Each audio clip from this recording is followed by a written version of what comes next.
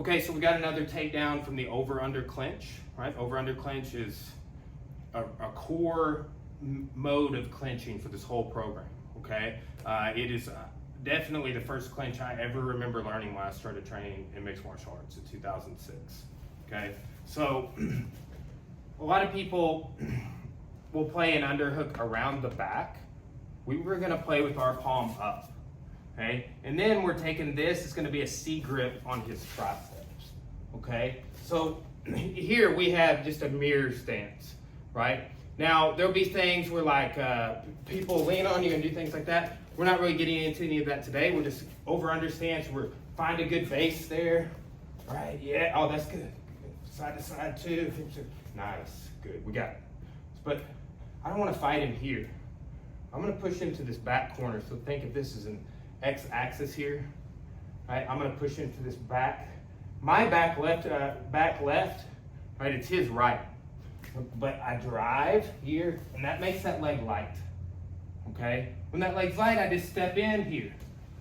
When he goes down, I can wrap this leg and attack with, you know, any mode of leg lock I want, really. Straight ankle lock, we'll do a figure four. I can switch to this grip. There's some cool options there, right? Or, as he's going down, I can just go into a guard pass. So that's, you know, as much context as we'll mention. But the takedown, just super simple, right? Here, drive to the back corner, here, step in, here.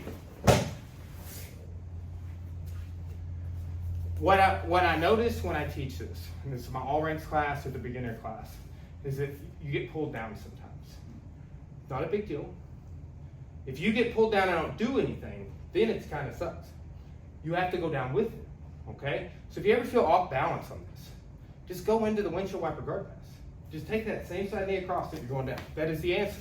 So instead of going forward off balance, just like we talk about in other classes, reposturing, we'll talk about later on passing the guard. You want to drop down, okay? Drop down into a timed guard pass, okay? So over under clinch. All right, which side would you like? This side? Okay, drive me to the back corner. See, that made my leg light. Even though I'm pushing back into it, still light. Good, pick it up, step inside. Boom, there it is. Nice, and you got the leg, all right?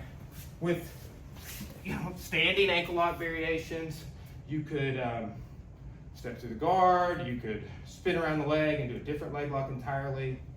You know, it's just a lot of really great options there. Let's do one more for you. Here, boom. Down in the back corner, good.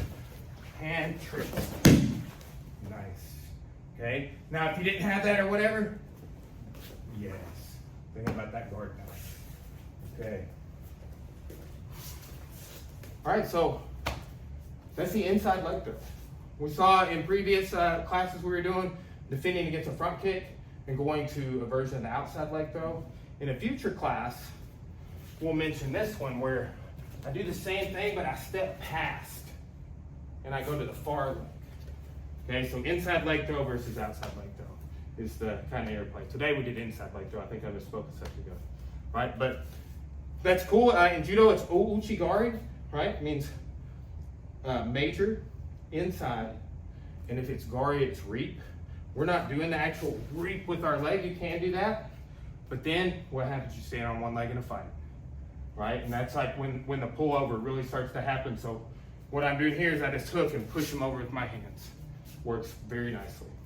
All right, we'll be back with some ground techniques after this.